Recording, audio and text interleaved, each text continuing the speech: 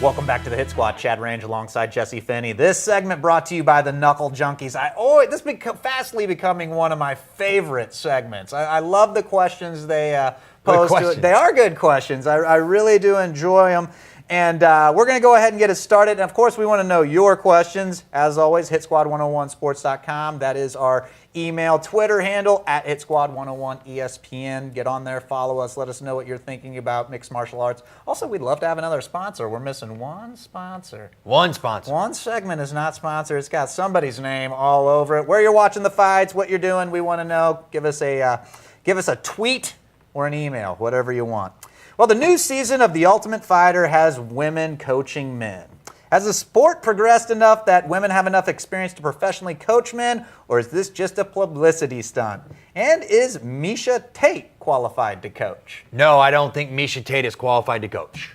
Okay, I will say that right off the bat. I mean, I think it's bad because she's coming off of a loss to Kat Zegwin, who actually beat her, and then she goes out and then she gets the coaching gig. She is hot. Got injured. She is hot. So you got to give her that. She's good looking. I will admit. I think it's actually great. The whole ordeal is actually really smart for TV purposes, though. You're trying to build the women's division, and they're doing a great job at it. So, you know what? Put the two girls on there that can actually get some ratings for yourself. Do I think that they're both qualified? To coach the women, yes, I do think they're qualified. Do I think to coach the men? No, I personally don't. I mean, that's just me personally, because men operate a little bit different than women when it comes to the game plans. I mean, a lot of women, Ronda Rousey is awesome at what she does, but she's probably the only one that can actually do that. I think the women, the men are much more advanced in their jiu-jitsu, and an armbar is not going to work every single time with the men that have been doing jiu-jitsu for 10, 12 years. I mean, no, all due respect. No, I mean, it really is the truth. I hear what you're saying. But at the same time, I think that it's going to be good because for me, I'm interested because I want to see the guys and the girls in the same house, which will be interesting in itself. Okay, but at the same time, I think that there's some actually real good prospects in the 135-pound division for the show. I think it's a complete publicity stunt. I think that obviously they have crowned Ronda the champion. They got her on the main card. Right. She had one fight, is that right? Against one fight in the UFC. Yeah, one fight in the UFC. So I think they're trying to get her out there. And I mean, for the women that are in the house, hey, cool, you get to train with the champion. For the men, I can't imagine. Hey, you're going to be on The Ultimate Fighter. Great. Who's going to teach me? You know, John Jones, Chael Sonnen. No, it's going to be Ronda. What really frustrates me, and I'm going, there's a kid in here in St. Louis, and his name's Josh Sampo. Josh Sampo has beat some of the top guys in the world, and this kid can't even get into the UFC. Stud. Absolute stud. He can't get into the UFC, but you're going to put Ronda Rousey on the main card because she's a woman. And, I mean, and this is a kid that he's worked his I can't even say off to get in there, and he's a great prospect. And then Ronda Rousey and Miesha take it on national TV. Boom. I don't buy it. All of us, yeah. Well, I mean, I think you pretty much nailed it. They're selling the women's division, which I'm okay with. I'm okay with. But at the same time, don't go out there and slap one of these guys in the face because they're men or women. Yeah, and I mean. And if Ronda's qualified to coach and Miesha's fought in the octagon, I think anyone who's fought in the UFC at that level, I mean, for the women coming in, it's experience, and why not have her coach? If you're going to have one coach, you got to have the other. And Great question. I love the question, and Kat actually should be the one. And I'd be more excited for Kat versus Ronda when all this ends, but I think she had a blown knee? She had an injury. Yeah, she had an injury and was unable to do it, so that's what we got, and that's what it is. Good question. Yeah, absolutely. In the Fight Master Final, who do you like? Mike Bronzoulias or Joe Riggs, and why? And do you think that the show has been a success for Bellator? I think it's an interesting fight here. I think that Joe Riggs has always been the guy that you never knew what you were going to get. He's one of the most talented guys out there. Now that he's hurt and they have to basically stop the show, because these two, Joe Riggs gets hurt and it's going to be, they don't really know when he's going to be fighting again. And I don't think that Mike is that great, to be quite honest with you. I think that Joe Riggs is way more experienced, way more power in his hands, way better wrestler overall. All due respect, I like Mike, but I think that Joe Riggs should smash him. I really do. Do I think the show's been a success? No, I think it's actually been a pretty good failure, to be quite honest with you. I went into it enjoying it, and I thought that it just seems like there hasn't been much buzz about it in general. Right. I mean, agree. it just hasn't went off as well as I thought it was going to. But listen, man, this is their first time doing this, so keep that in mind. It's their first time. I think their second season will be better than their first. That's the thing. You just got to keep getting better. Absolutely. We try to do it every week on the show. So, but I like Joe Riggs, like you said. Diesel. He was a big heavyweight, and he's went down a weight class. I like it. His dad was a boxer, and I like he's actually right-handed, but his dad taught him to fight southpaw, and I think that's interesting. He's got his power hand as kind of, So, but what I saw from Joe Riggs, I've always liked. I would go with him as well. I agree with you. I think that he's, and I just like, he's a very straightforward. He's going to come at you and he's going to fight, and I like that. So I'm gonna go with him. And what are your thoughts on rematches? You see it frequently, and really, I like this part of the question. What is that a reflection of? Well, it's great. It's a good question there, I will say. But, do I like rematches? Do I like rematches in the amateurs? Do I like rematches in the pros? I really need to get more information on what exactly. I would say UFC. UFC. This is UFC. UFC rematch. No, I'm not a big fan of the rematch. I'm really not. Do I think they have to happen? Yes, I do. At times. But I think you have to really earn your way. And guys have to go cross paths in another way. So say they lose a fight, they lose two, and then they got to cross their paths to come back together.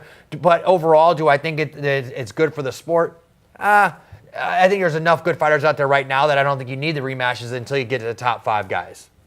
And on the second part, what is this a reflection of? This is my question to you. Is this a reflection of money? Is it that they get a fight, does well, guy wins, and boom, rematch, and people start talking. And this is what's popping to mind, obviously. Of course. Anderson Silva, Chris Weidman. Right. That is, and so, in your opinion, do you think Anderson Silva shouldn't get another shot at Chris Weidman? Or maybe two other people should before he gets a fight? I think Anderson Silva's deserved it. He's earned it throughout the years. Enough respect to say, you know what? I will take these tough fights, but I want a rematch clause in my contract that says if I lose to him, if I lose one of these fights, guarantee me a rematch with him coming right up. Smart management. Well, yeah, so you would say that that's okay in that situation just because it's Anderson Silva. Correct. And just in that situation, do I think that it's overall, should they go and get a rematch like that? No, I really don't. When it's a title contention, it depends how long you've had the title. That's a great, there's something you could say, you know what, if you've held the title for 2 years, then, kind of get like more of a standard. So if you've held the title for 2 years, after 2 years, you get a guaranteed rematch if you lose. Or a year. Whatever you want to say, 5 fights, 2 fights, give us some type of timeline to it. So this guy just didn't have a negotiation contract. He got his contract negotiated better than the other guy got his contract negotiated. He had a better manager than the other guy had a better management. So, it's kind of a loaded question. But do I think overall a rematch is good? Yes, I do think they're good at times. Okay, but I think people should have to really earn their rematch. And just to kind of follow up what you said, what's happening with Silva and Weidman is not the norm. That is an exception to the rule because Anderson Silva for so long put his time in and made UFC a lot of what it is today. For sure. Absolutely. And it's a good answer to a great question. I like that. And the final question from the Knuckle Junkies. Is the 10-9 scoring system used for judging MMA adequate, or should it be revised? If so, how would you change it? Now, first off, just kind of explain exactly, if you win a round most of the time, now you can go 10-8. Correct. But most of the time, it's 10-9. Correct. Basically, the winner gets a 10 in the round, the loser gets a 9 for the most part. Unless it's an extreme dominance, then it's usually a 10-8. There really is no 10-7s unless someone starts to get points taken away. Okay, so do I think that the scoring system is good? No, I don't think the scoring system is made the way it should be, because I think it should be over an overall fight, not just per round. Because what's happening here is you're going in with game plans, and there are people executing their game plans per round. They're not thinking per fight. And I think that an overall of a fight, it should be scored at the very end of it. That's just my personal opinion. And by the way, I don't look at these questions so everyone knows. I don't look at these questions until I get here so you get my answers right on the spot. So I don't have it all pre-planned out. And, that goes for you as well. Yeah, absolutely. But at the same time, I think it should go as an overall score and score the whole overall fight. So at the end of the fight, you score the fight, not per round. So basically, in a 5-round fight, if you win the first 3, you got it. Exactly. Go take him down and lay on him. In the last 2, you can just stall out knowing that I've got him beat in the points. Absolutely. I don't think it necessarily needs to be changed because I don't really think it's an issue that comes up too often. It comes up. Do you think it comes up on like the Benson Henderson fight? Yeah, I mean, I just think that here's what really needs to happen. These judges need to be educated better. And just because they were boxing judges, and I will say this because it drives me nuts, just because they were boxing judges in the past, don't make them an MMA. Do not make them an MMA referee. And I'm saying that to the guys that control everything. Oh, they're going to be an MMA referee. Oh, they're going to be an MMA judge. No, completely different. It's like playing tennis and baseball. Just because they both have a ball in them, they become one. No, it's not the truth. The judges and the referees need to be more educated in the sport of mixed martial arts. For as many fights, though, I mean, there are a handful that I think for as many fights, because a lot of them end in submission. I guess I would have to take it as a whole of. No, as a whole. As a whole of the things that actually go to the card, and then really see in those fights. But not out of all the fights, so many don't go to the card. Right. You know what I mean? So I don't really think it's a huge deal that you'd have to change it. And like you said, if you were going to change it, it would be as a fight as a whole. Right. You wouldn't just do round by round. I see these guys, man. I see these guys dominate a fight. They dominate a fight, and then the last minute they take the guy down and beat him up a little bit. What about the last 4 minutes before that? So just because you won the last minute, these judges are so uneducated. That's all they're going to remember is that last minute. Oh wow, he was really winning. He was really winning. Well, what about the first 4 minutes? That he wasn't. And that happens a lot. And as far as it goes back to the 10-8 system or 10-9, when people get 10-8s, I don't even think there should be even 10-8s in amateur mixed martial arts, because if it gets to amateur mixed martial arts and it goes to a 10-8, the fight should have been stopped. I mean, because it's the amateurs. It's to save, keep them safe. If they go to a 10-8, the fight should have been stopped. So that's just my personal opinion on things. And Knuckle Junkie asked for it. That's what. Yeah, absolutely. Well, and here's another thing. We're getting to the point now where there's so many retired fighters.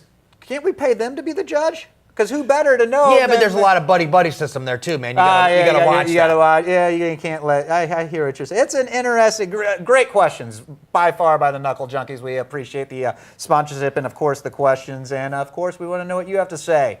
HitSquad101sports.com, email, Twitter handle at HitSquad101ESPN. We'll be back for our final segment here on 101sports.com.